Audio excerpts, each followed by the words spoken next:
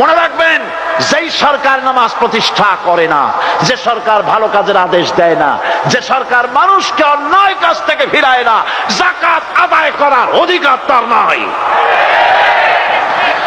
সুতরাং এমন এক সময় আসবে যখন আবার আমাদের জন্য সুখ শান্তি ফিরে আসবে। সেজন্য কোরআনের কাছে আসতে হবে। কার কাছে? এই কোরআন হলো সেই কোরআন। আমার নবী বলেছেন, মান ক্বালা বিহি সাদাকা।